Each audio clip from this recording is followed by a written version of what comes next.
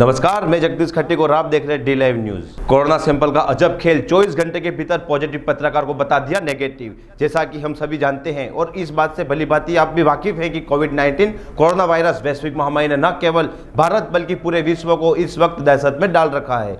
Corona ने देश की आर्थिक, सामाजिक और व्यवहारिक रीढ़ की हड्डी तोड़कर रख दी है। गरीब और मध्यम वर्गीय परिवार कोरोना की मार सबसे ज्यादा झेल रहे हैं। वहीं दूसरी तरफ कोरोना सैंपलिंग के नाम पर चौंकाने वाले अजीबोगरीब वाक्य सामने आ रहे हैं। दरअसल डूंगरपुर जिले में जहां एक तरफ बिना सैंपल दिए ही व्यक्ति को कोरोना पॉजिटिव बता दिया जाता है, तो वहीं दूसरी तरफ पॉजिटिव व्यक्ति 24 घंटे के भीतर नेगेटिव दिखा दिया जाता है। ऐसा ही एक अजीबोगरीब बेहद चौंकाने वाला मामला डूंगरपुर जिले में हाल ही में सामने आया है, जिसमें एक पत्रकार की कोरोना रिपोर्ट पहली सैंपलिंग में तो पॉजिटिव दिखाई जाती है, जिसके बाद 24 घंटे में दोबारा सैंपलिंग करवाई जाती है तो पत्रकार की दोबारा सैंपलिंग रिपोर्ट नेगेटिव प्राप्त हुई।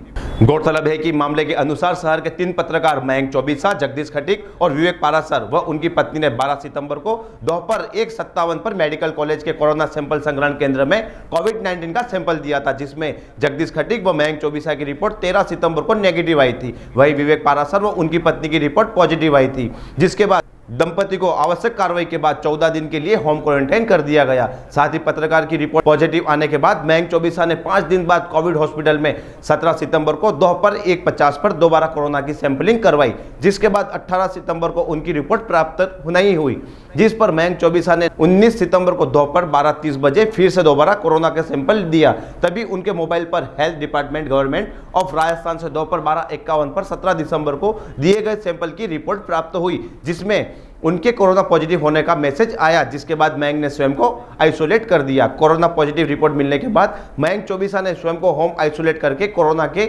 उपचार हेतु चिकित्सा विभाग से संपर्क किया, जिस पर चिकित्सा विभाग ने डॉक्टर योगेश सोनी ने शाम 4 बजे मयंक चौबीसा के पास पहुंचे तथा आवश्यक दवाएं देकर 17 दिन का क्वारंटाइन पीरियड रखने तथा दूसरे दिन आकर बॉन्ड भरने की बात कहकर चले गए। वहीं दूसरे दिन 21 सितंबर को प्रातः 10:38 पर मयंक चौबीसा के पास health department government of Rajasthan की तरफ से 19 सितंबर को दिए गए सैंपल की रिपोर्ट नेगेटिव आने का मैसेज प्राप्त हुआ। ऐसे में मयंक चौबीसा असमंजस में पड़ गए तथा चिकित्सा विभाग के अधिकारियों से संपर्क किया, जिस पर किसी भी अधिकारी ने उक्त मामले को लेकर कोई सकारात्मक जवाब नहीं दिया। कोरोना सैंपलिंग के नाम पर चल रहे इस अजब खेल में कहीं जिंदगियां दांव पर लगी हुई है, तो वहीं पॉजिटिव नेगेटिव के चक्कर में कहीं लोग अपने परिजनों के साथ भी मिलजुल नहीं पा रहे हैं। जहां विभागीय अधिकारियों एवं जिम्मेदार लोग से मामले को लेकर चर्चा की तो वह टाल मटोल करते नजर आए, जिसके बाद उन्होंने ऐसे मामले को लेकर कहा कि यह मशीन का फॉल्ट हो सकता है। मशीन में तकनीकी खराबी होने से कभी कभार ऐसा होता है, जिस वजह से रिपोर्ट पॉजिटिव आई होगी। ऐसे में कोरोना सैंपलिंग के खेल को लेकर आमजन के मन में कई तरह के सवाल खड़े हो रहे हैं, जिसका जवाब कोई भी जिम्मेदार प्रशासनिक अधिकारी देने को तैयार नहीं है। आखिर ऐसे मामलों को चिकित्सा विभाग की लापरवाही कहे या प्रशासन का गैर जिम्मेदाराना व्यवहार, जो इस कोरोना वैश्विक महामारी में भी आमजन के जीवन के साथ खिलवाड़ कर रहा है। विभाग की लापरवाही में ऐसे कई वाक्य देखने को मिल रहे हैं, जिसमें एक व्यक्ति का सैंपल लिए बिना उसके पास सैंपल लिए जाने का मैसेज आता है, तो वह एक व्यक्ति जिसने सैंपल दिया ही नहीं है उसे कोरोना पॉजिटिव घोषित कर दिया। वहीं एक पत्रकार जो पहले दिन पॉजिटिव दिखाया जाता है तो दूसरे दिन नेगेटिव आ जाता है। विभाग कोरोना संक्रमित मरीजों के प्रति घोर लापरवाह बना हुआ है।